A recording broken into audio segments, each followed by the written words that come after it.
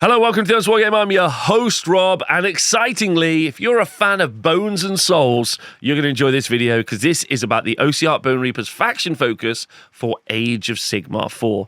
As always, I'd love you to leave as many comments as you can down below on this video and let me know exactly what you think. I love the conversation I get to have with people, which is why I've just been live streaming with a bunch of people as we talked about all of these rules, and now this is a condensed kind of video for you to listen to what I think about the new rules and exactly what they are. So let's go look at the Ossiarch Bonereapers. The background story for the Ossiarch Bonereapers is that they are a death faction and they use a bone tithe where they collect bone and souls and they turn them into literal homunculi and constructs that wage this never-ending war for their big daddy Nagash. So, because of that, they're a very uniformed army, and they definitely revolve around like command abilities and fighting and lockstep, which is why their battle traits, which are the army special rules, are very much indicative of that. So, the battle traits and the special rules that you can use are broken down. They're called Relentless discipline abilities, and they're broken down in kind of an either-or situation. So the first two, Unstoppable Advance and Reform Ranks, can be done in your movement phase. The first one can only be done as long as you haven't done Reform Ranks, because it says if no friendly units have used a Relentless Discipline ability this phase, then you can pick a hero to use this ability, and then all friendly Ossiarch Bonereapers units holding within 12 inches of that hero are the targets, and you can add 2 inches to the move characteristic for each target for the rest of the turn. It's pretty good. Makes everyone quite fast. The opposite side of that, if you choose not to do Unstoppable Advance, and instead you can do Reform Ranks, which for the rest of the turn, while they're holding within 12 inches of that hero, friendly Ossiarch Bonereaper units can use charge abilities even if they use a retreat ability in the same turn. Retreat and charge is super nice in my opinion. Get yourself out of an uncomfortable situation, charge to an objective, you know, it's quite nice. +2 movement early to get up in the middle of the board, grab objectives and stuff, and then retreat and charge to really make your army more dynamic feels quite nice. The next two are done in any charge phase, and thanks to the counter charge command ability, which is a command ability that you can use in your opponent's turn, where you can pick a unit and you can do a charge in their turn, this does mean that it's going to mix up when you might want to do these, because you can do them in any charge phase. The previous ones can only be done in your movement phase, but these can be done in any charge phase. It's basically quite interesting. The first one is Coordinated Charge, which lets you pick, if no friendly units have used it, lets you pick a friendly Bonereaper hero to use the ability. For the rest of the turn, add 1 to charge rolls for friendly Ossiarch Bonereaper units while they're wholly within 12 inches. So +1 to charge, great. But that also means you could use it in your opponent's turn with counter charge for +1 to charge. Okay. The other one is Counter Strike. And again, it's the same situation. For the rest of the turn, friendly units, melee weapons have anti-charge +1 rend while they're wholly within 12 inches of a hero. So do this in any charge phase, which does mean every charge phase if you want. And it means if you're charged, then you're going to get +1 rend on that unit. So being able to choose which one of these you want to do at the right time in the different charge phases feels quite nice. And I quite like that. Next up, especially with the combinations we see later, we're going to look at a lot of strike first and strike last mechanics. So you can be really clever with this. You can make an enemy unit strike last as it's already done its movement set up to countercharge you, and then you're going to make it so you get +1 rend when you fight them, which means you're going to get +1 rend before them, which is quite nice. The next two are done in any combat phase, which means every combat phase. And the first one is Bludgeon, where you add 1 to wound rolls for combat attacks wholly within 12 inches of the hero that uses the Relentless Discipline ability. The other one, Impenetrable Ranks, lets every Ossiarch Bonereaper unit wholly within 12 inches in that combat phase of the hero that used the ability have a 5-up ward save. Now, you already have a 6-up ward save, but 5-up ward save is really, really good. And because it's done in any combat phase, that means it can be done in your turn or your opponent's turn. So do you want to be survivable or do you want to be killy? And again, because there's lots of strike first and strike last in this book, this means you've got some real options in here. Were you able to put strike last on them? Cool, I'm going to get +1 to wound and do a load of damage. Do I want to make them strike last but also be really survivable?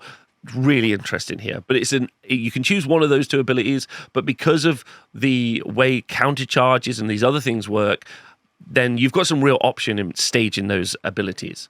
Next up, we're going to look at battle formations, and every Age of Sigmar 4 army is going to get access to 4 different battle formations. These are a style of play for your army, and they'll add an additional buff. When you write your Age of Sigmar 4 army list, you'll have to choose which battle formation you're playing as. For Ossiarch Bonereapers, the one that they've shown off is Mortars and Council, which is a passive where it adds 1 to casting rolls for friendly Ossiarch Bonereaper infantry wizards. This might not sound like a big deal, but if you go back and watch my video that I talked about terrain, you'll see that there's always a place of power on the board, which can give you an additional +1 to cast. So this is going to make some wizards have +2 to cast, which is pretty good for making you have successful spells. Next up, we are going to look at the spell lore. When you write your Age of Sigmar 4 army list, you choose a spell lore in your army, and every wizard in your army can cast any spell from the spell lore. You no longer choose your wizard to have a certain spell. You gain access to the entire spell lore, which is nice. Each wizard can only attempt to cast one of the spells from the spell lore once in your hero phase, as long as, unless it has the unlimited keyword, in which case multiple wizards can try to cast that same spell. The one that they've showed off is Empower Netherite Weapons, which is cast on a 5, and it does have that unlimited keyword, which means you're going to be able to cast it multiple times, which is really fun. Because what it does is it allows you to pick an Ossiarch Bonereaper unit wholly within 12 inches. This army feels like it's going to play very close together, and it allows you to score critical hits on unmodified hit rolls of 5 until the start of your next turn. And this means when you're rolling a dice to hit, normally when you roll a 6, it affects the ability on a war scroll. We'll look at that in a minute, but now it's going to be on 5s. This is good. You're going to be able to do this multiple times. Pretty nice for a mainly combat-focused army. Very nice. Now, we go and look at the different units they've shown off, and it's a bit weird they haven't shown off Catacross. They also don't show off Mortek Guard as well, so it feels like they haven't shown off the main units that you would feel take up a Ossiarch Bonereaper army, but the one they have shown off is Vokmortian, the Master of the Bone Tithe. He's a level 2 wizard, exactly like a Lord of Change, which is really cool and nice. He's got 5 health and a 4-up armor save, and he moves 5 inches. He's got a control value of 2. He's also got a 6-up ward save. And the cheeky part here, apart from being a 2-cast wizard for some reason, is he's got this once per battle ability called the Voice of Nagash, where you pick a visible enemy unit within 12 inches to be the target. For the rest of the turn, non-fight core abilities cost 1 command point to be the target. Cost 1 command point for the target to use. Now, if you have not been keeping up with Age of Sigmar 4, that is confusing. Not as confusing as his spell, but confusing. But what that means is everything you do in Age of Sigmar 4 is an ability. So moving is an ability, okay? Charging is an ability. So with the exception of being able to fight, all of the other abilities that you would use, non-core abilities, are going to cost you 1 command point. So non-fight core ability is going to cost you 1 command point. So in order to move, it's going to cost you a command point. In order to charge, that's going to cost you a command point. And seeing as you have a very limited set of command points is pretty rough. It's also done in any hero phase. So the idea is run Vokmortian up at the top of the board.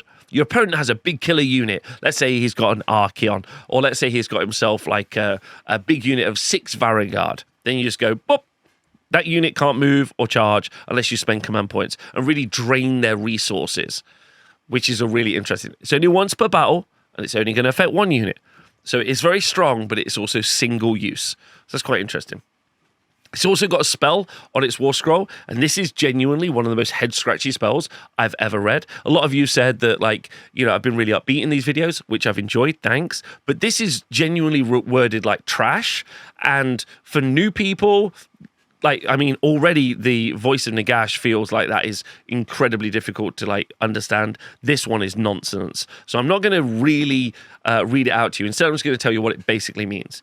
You cast it on a 7, and you pick an enemy unit and a friendly unit. And every time the enemy unit does something to the friendly unit, the enemy unit takes D3 mortal damage. I know that doesn't sound very complicated now I've explained it, but if you read that, it'll take you a while to get. So I would like to see that cleared up, deleted, changed, someone throw it in the bin, or something like that, because that is pretty bad, especially for new people.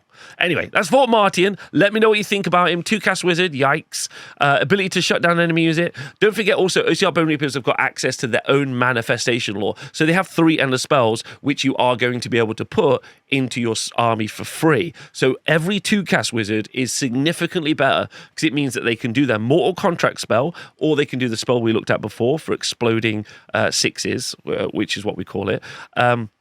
And then can also do a manifestation spell at the same time, which is really great. So honestly, those 2-cast wizards are so much significantly better than you would think. Which brings us on to the Mortars and Soulmason, which has got 6 health, 4-up save, and is also a 2-cast wizard with a 6-up ward save. Exactly. The incredibly famous Bone Pope on a chair of bone, as good as a Lord of Change, obviously.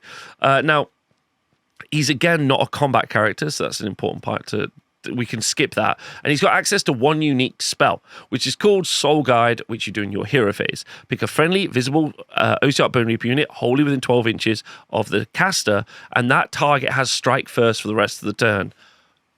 That's amazing. That's amazing. Strike first for the rest of the turn. Don't forget your +1 to cast on this. You've got some big, beefy combat units in Ossiarch Bonereapers. You've got the Mortek.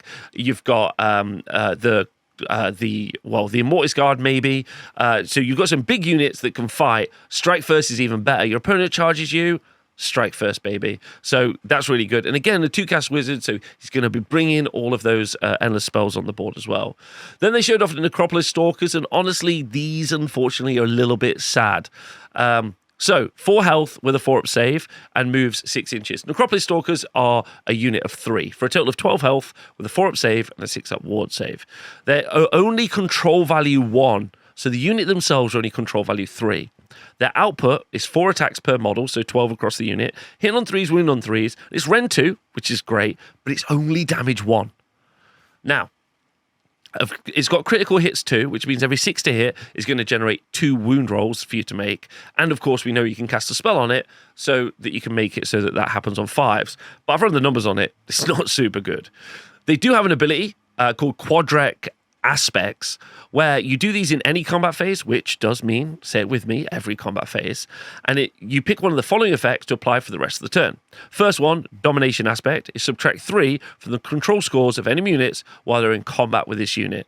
That feels pretty nice, especially maybe helping to equate their control score. But this is a unit. A unit of 3 of these is going to be a control score of 3. So they're really going to have to reduce it down by quite a lot, or they're going to have to already start with a low control score. The next one, Blade Parry, is subtract 1 from hit rolls against this unit. It's not bad.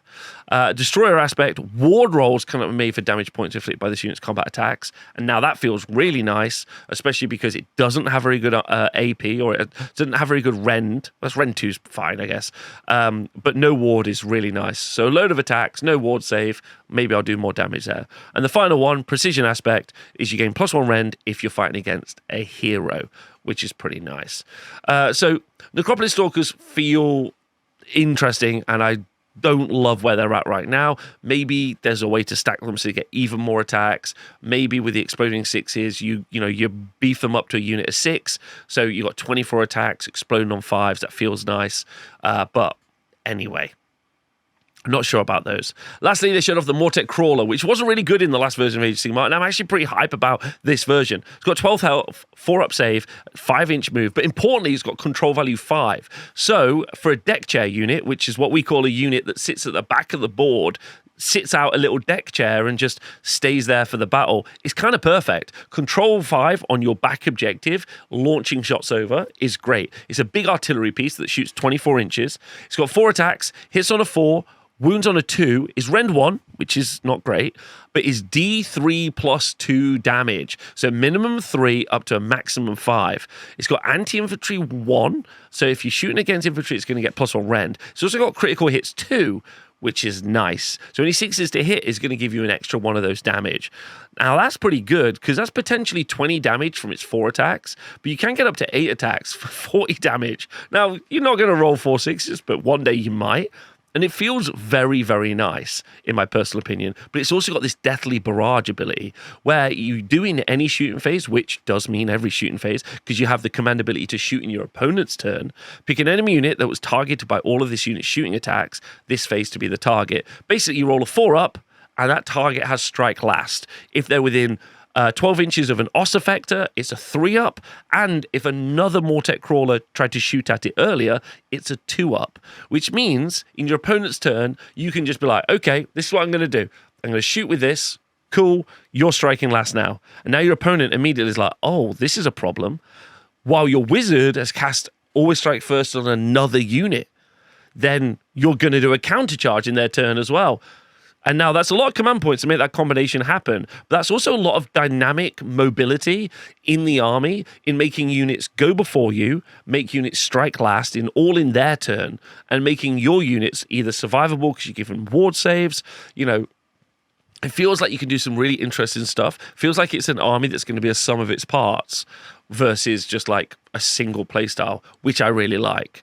So, loved it.